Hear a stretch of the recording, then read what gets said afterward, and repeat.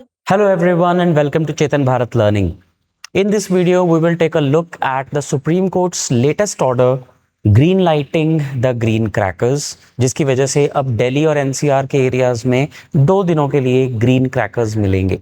इस वीडियो में हम देखेंगे कि ग्रीन क्रैकर्स क्या होते हैं, क्या वाकई में ग्रीन क्रैकर से कम पॉल्यूशन होता है या बिल्कुल पॉल्यूशन नहीं होता, और इसको सुप्रीम कोर्ट ने क्यों अलाउ किया है, और अगर अलाउ अब किया है तो पहले बैन किया होगा तो पहले बैन क्यों किया था। All these questions we will try to answer in this video. सबसे पहले तो हम ये डिस्कशन कर क्यों रहे हैं, क्योंकि सुप्रीम कोर्ट ने रिसेंटली अभी 1-2 दिन पहले ही जो पहले बैन लगाया हुआ था कि दिल्ली और एनसीआर के एरियाज में ऑलरेडी इतना पॉल्यूशन होता है, वहाँ पे अक्टूबर में वैसे ही स्टबल बर्निंग होनी शुरू हो जाती है एंड सर्दी शुरू होने की वजह से वहाँ पे विंड सिस्टम्स अच्छे से काम नहीं करते, hence it leads to basically Delhi becoming the gas chamber. तो इस वजह से पिछले कुछ सालों से वहाँ पे बैन था क्रैकर्स के ऊपर, और ग्रीन क्रैकर्स को अब एक लिमिटेड विंडो के तौर पे सुप्रीम कोर्ट ने अलाउ कर दिया है, जिसको वो कह रहे हैं on a test case basis, कि भाई इस साल हम अलाउ करके देख रहे हैं। और साथ ही में सेंट्रल पोल्यूशन कंट्रोल बोर्ड को बोल दिया है कि आप 10 दिन का डेटा, जो एयर क्वालिटी डेटा है, उसको अच्छे से रिकॉर्ड करेंगे और उसको कोर्ट के साथ शेयर करेंगे। तो 15 अक्टूबर से लेकर 25 अक्टूबर तक का 10 दिन का data pollution control board supreme court को शेयर करेगा, और फिर वो देखेंगे कि क्या ग्रीन क्रैकर्स को जब हमने अलाउ कर दिया तो उससे पॉल्यूशन पे कितना फर्क पड़ा, राइट। तो इसलिए ये न्यूज में है।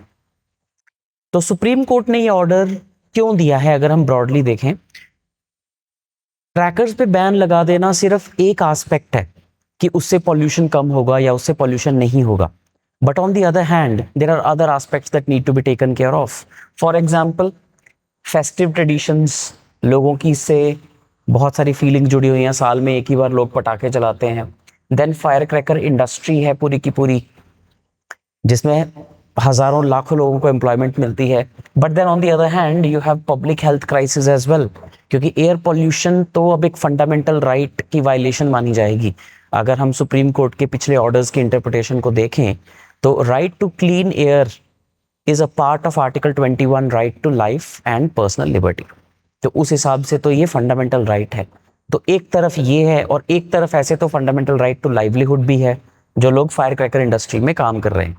तो इसलिए इन दोनों में एक अच्छा बैलेंस स्ट्राइक करने के लिए सुप्रीम कोर्ट ने बहुत सारी लंबी चौड़ी गाइडलाइंस दी हैं कि आप इतनी देर के लिए बेच सकते हो, डेजिग्नेटेड जगहों पर बेच सकते हो, देन सर्टिफाइड पटाखे होने चाहिए, इतने दिनों के लिए, इतने घंटों के लिए बेच सकते हो, उसका डेसिबल लेवल इससे ज़्यादा नहीं होना चाहिए, उसमें केमिकल्स ये वाले होने चाहिए, ये नहीं होने चाहिए। So there are an number of conditions that have been imposed. तो टेस्ट केस बेसिस पे इस साल के लिए दिल्ली में अच्छे खासे पटाखे बजेंगे 19-20 अक्टूबर को। तो अब देखते हैं इस केस की हिस्ट्री क्या है, किसने ये केस किया था और जिसमें ये अभी डिसीजन आया है। 2015 में दिल्ली में कुछ इन्फेंट बच्चे, कुछ जो नए न्यू बॉर्न बेबीज होते हैं, 3 ऐसे न्यू बॉर्न बेबीज और उनके पेरेंट्स ने एक रिट पिटीशन दाखिल की थी सुप्रीम कोर्ट में, इन विच दे सेड कि हमें एयर पोल्यूशन से बहुत ज़्यादा खतरा है और ये हमारा फंडामेंटल राइट है कि हमें क्लीन एयर क्वालिटी चाहिए, इसलिए दिल्ली में पटाखों पे बैन लगाया जाए। 3 साल बाद 2018 में उसके ऊपर डिसीजन आया और सुप्रीम कोर्ट ने सारे के सारे पटाखे बैन कर दिए। जो नॉर्मल फायर क्रैकर्स हैं वो पूरी तरह से बैन कर दिए, और जो ग्रीन क्रैकर्स हैं उनको 2 घंटे की विंडो में बेचना अलाउ कर दिया कि चलो ये 2 घंटों की विंडो है, इतनी देर में तुम पटाखे बेच सकते हो, कैसे 24 घंटे भी नहीं तुम बेच सकते। फिर उसके बाद तो ये तो बात रही सुप्रीम कोर्ट के डिसीजन की।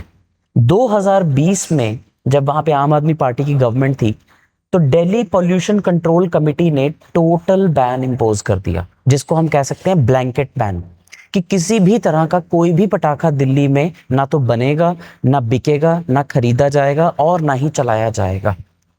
लेकिन ऑल ऑफ अस नो कि दिल्ली में भी just like any other city बहुत धूम धड़ाके से दिवाली मनाई जाती है और बहुत ज़बरदस्त पटाखे चलाए जाते हैं। That means enforcement and monitoring remain a major issue. तो 2020 में ये जो टोटल बैन लगाया गया, इसके पीछे लॉजिक बहुत अच्छा था कि पिछले 4-5 सालों से हम अक्टूबर और नवंबर के महीनों में बहुत ज़बरदस्त पॉल्यूशन दिल्ली में देख रहे हैं। Delhi becomes a gas chamber, जो एयर क्वालिटी इंडेक्स है वो 500 भी क्रॉस कर जाता है, कई बार तो सिवियर कैटेगरी को भी क्रॉस कर जाता है. So much so that the doctors advise heart patients, asthma patients to move out of Delhi for a few days और फॉर अ फ्यू वीक्स. इतना ज़्यादा ये हार्मफुल होता है. तो इस वजह से डीपीसीसी ने इस पर टोटल बैन लगाया. और 2024 में यानी कि पिछले साल सुप्रीम कोर्ट ने ये बैन को अपहोल्ड भी किया और उसे पूरे के पूरे नेशनल कैपिटल रीजन या एनसीआर पे अप्लाई कर दिया.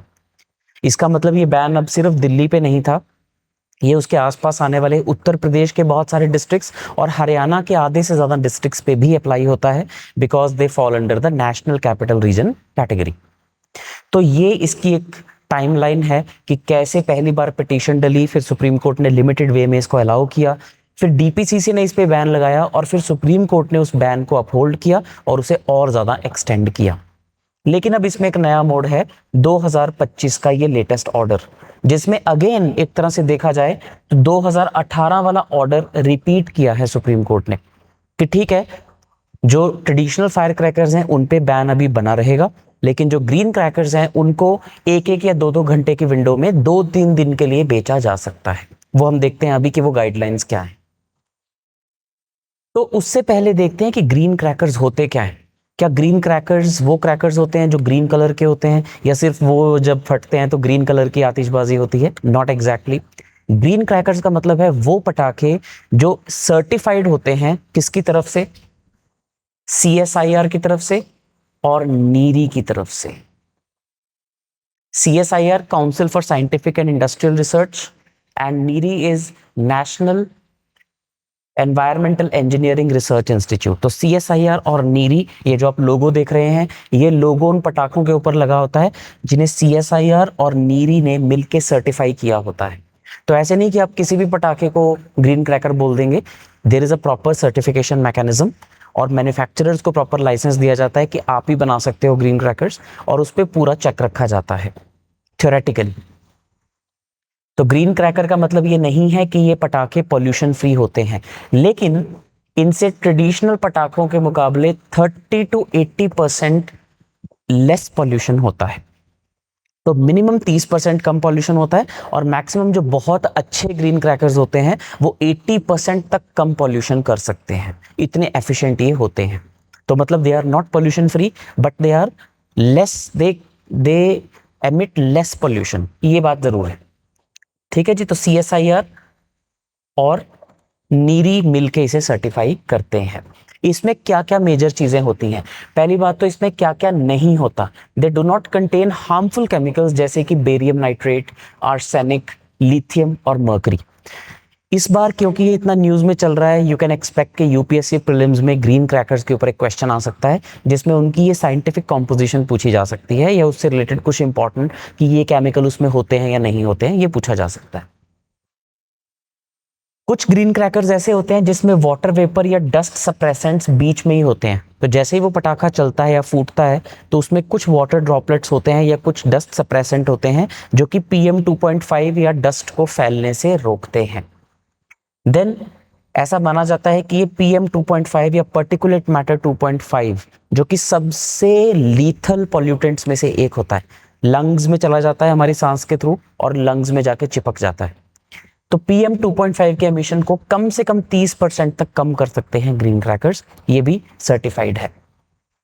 इनकी नॉइस इंटेंसिटी बहुत कम होती है.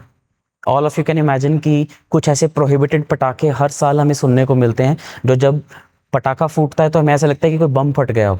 So literally that's the case. लेकिन ग्रीन क्रैकर्स में मैक्सिमम 120 डेसिबल्स अलाउड होता है, उससे ऊपर का कोई पटाखा बनाना अलाउ नहीं किया जाता बाय CSIR एंड नीरी. ठीक है जी. उसके बाद इन पटाखों पे ग्रीन लोगो लगा होता है और QR कोड लगा होता है जिससे आप इनकी ऑथेंटिसिटी जज कर सकते हैं. सो this is how full proof the green cracker certification system is, और किन्हें हम ग्रीन क्रैकर कहते हैं और किन्हें ग्रीन क्रैकर नहीं कहते हैं. This is that system. अब नई डायरेक्शंस जो कोर्ट ने दी हैं उसमें क्या क्या कंडीशंस इंपोज की हैं. पहली बात तो सिर्फ वही वाले पटाखे माने जाएंगे जो नीरी ने अप्रूव किए हैं. दूसरी बात, इन्हें सिर्फ 18 अक्टूबर से 20 अक्टूबर तक ही बेचा जा सकता है, ओनली फॉर 3 days. थर्डली, सिर्फ डेजिग्नेटेड लोकेशंस जिन्हें किसी ऑफिसर ने डेजिग्नेट किया हो, फॉर एग्जांपल डिस्ट्रिक्ट कलेक्टर या पुलिस अथॉरिटी, सिर्फ उन्हीं जगहों पे पटाखे बिक सकते हैं, ऐसे नहीं कि हर दुकान पे आपको मिल रहे हैं। सिमिलरली सिर्फ 3 दिन के लिए, जैसे मैंने आपको बताया 18, 19 और 20 के लिए बिकेंगे। देन टाइमिंग्स जो हैं वो सुबह 6 से 7 बजे और शाम को 8 से 10 बजे, पूरे दिन में सिर्फ 3 घंटे के लिए ये पटाखे बिकेंगे। उसके अलावा ये पटाखे अगर कोई बेचता हुआ पकड़ा गया तो उसको उस पर फाइन भी लगेगा और उसके सारे पटाखे भी कॉन्फिस्केट कर लिए जाएंगे। फिर इस तरह के ग्रीन क्रैकर्स जिनमें बेरियम सॉल्ट्स या बाकी इस तरह के प्रोहिबिटेड केमिकल्स हैं, उन्हें भी बेचना अलाउड नहीं है, और अगर वो बेचते हुए कोई पकड़ा गया तो सारा स्टॉक जब्त कर लिया जाएगा। ई कॉमर्स प्लेटफॉर्म्स पे पटाखे बेचना बिल्कुल प्रोहिबिटेड है, कि कल को कोई सोचे कि ब्लिंकिट पे हम ऑर्डर कर लेंगे और पटाखे कोई घर पे दे जाएगा। Although it looks quite lucrative from fast commerce perspective और for let's say Flipkart, Amazon perspective, कि लोग घर पे बैठे पटाखे चूज करें और घर पे उनको डब्बा भर के कोई दे जाएगा। It is not allowed at all. इस तरह का अगर कुछ भी सप्लाई करता हुआ कोई पकड़ा जाता है तो उसे इमीडिएटली सीज कर लिया जाएगा। इसके अलावा जो लड़ियां होती हैं, 1000 की लड़ी, 2000 की लड़ी, 5000 की लड़ी, होता है ना कि एक बार आग लगा दी और वो फटती चली जा रही है, those have been absolutely banned. चाहे वो ग्रीन क्रैकर है, चाहे वो ट्रेडिशनल क्रैकर है, they have been absolutely banned, क्योंकि उससे बहुत ज्यादा नॉइस पोल्यूशन और एयर पोल्यूशन होता है। तो लड़ी जिसको हम बोलते हैं, they have been absolutely prohibitively banned. फिर जो पुलिस और पोल्यूशन कंट्रोल बोर्ड ऑफिशियल्स हैं, इनकी टीम्स बना दी गई हैं ताकि इन सभी इन्फोर्समेंट के लिए इंश्योर किया जा सके। डेजिग्नेटेड जगहों पे ही ग्रीन क्रैकर बिक रहे हैं, लोग उन्हें डेजिग्नेटेड टाइम पे ही खरीद रहे हैं, ये सब चीज़ें इंश्योर करने के लिए। और जो भी कोई इनमें से किसी भी रूल को वायलेट करता हुआ पकड़ा जाएगा, चाहे वो मैन्युफैक्चरर है, चाहे वो सेलर है, उसे पेनल्टी लगेगी और उसका लाइसेंस भी कैंसिल किया जा सकता है। All these are strict guidelines given by the Supreme Court. लेकिन हमें पता है कि जब ये ऑन द ग्राउंड इंप्लीमेंट होने की बात आती है तो दिल्ली जैसे शहर में जिसकी आबादी 2-2.5 करोड़ से भी ज्यादा है, और अगर आप एनसीआर काउंट करने लग जाओ then it is above 6 to 7 crore of population. आप सोचिए कि क्या इतना जबरदस्त हमारा पुलिसिंग सिस्टम या इतना वेल स्ट्रेंथन्ड हमारा पुलिस सिस्टम है कि वो इन्हीं चीजों के ऊपर लगे रहेंगे। Like you can imagine how difficult it is for a foolproof implementation. वहीं पे सबसे बड़ा प्रॉब्लम है। तो कोर्ट ने बैन क्यों रिलैक्स किया है? क्यों बैन रिलैक्स किया है? अगर हमें देख लिया कि ग्रीन क्रैकर क्या होते हैं, ग्रीन क्रैकर्स के लिए गाइडलाइंस क्या दी हैं, तो बैन, टोटल बैन जो लगा हुआ था वो लगा रहने देना चाहिए था। उसको रिलैक्स करने के पीछे क्या रीजंस हैं? Why has the court gone soft on crackers? पहला रीजन ये है कि बैन लगने के बावजूद भी कोर्ट ने ये बात मानी है, despite the ban, conventional and highly polluting firecrackers were being smuggled into the NCR and used rampantly. अब देखो सुप्रीम कोर्ट के जजेस भी सभी दिल्ली में ही रहते हैं, तो they can hear the sounds of all those blasts. चाहे वो रहते लुटियंस बंगलो जोन में हैं और आसपास सारा वीआईपी एरिया है, लेकिन फिर भी अगर वो अपने घर की छत पे ही चले जाएं, वहीं से उन्हें दिल्ली का नज़ारा देखने को मिल जाएगा कि दिवाली की रात में पूरी रात जो है वो रोशन हुई पड़ी। So if the fire crackers are blanket ban लगा हुआ है और उसके बाद भी ये हालत है, then they know that fire crackers are being smuggled and rampantly उसको चलाया जा रहा है। तो अगर ऐसा है तो कन्वेंशनल पटाखों की जगह भी ग्रीन क्रैकर्स चला लो, जिससे थोड़ा कम पॉल्यूशन हो जाए। सेकेंडली, ग्रीन क्रैकर्स का होना ये दूसरा रीजन है, जैसे कि 30 से 80% सर्टिफाइड कम पॉल्यूशन होता है। तीसरा कारण जो सुप्रीम कोर्ट ने इसको अलाउ कर दिया है वो ये है कि यूनियन गवर्नमेंट और दिल्ली गवर्नमेंट दोनों ने कोर्ट में ये बात बोली कि हम 100% बैन के फेवर में नहीं हैं। And why is it so? अब इसके कई कारण हो सकते हैं।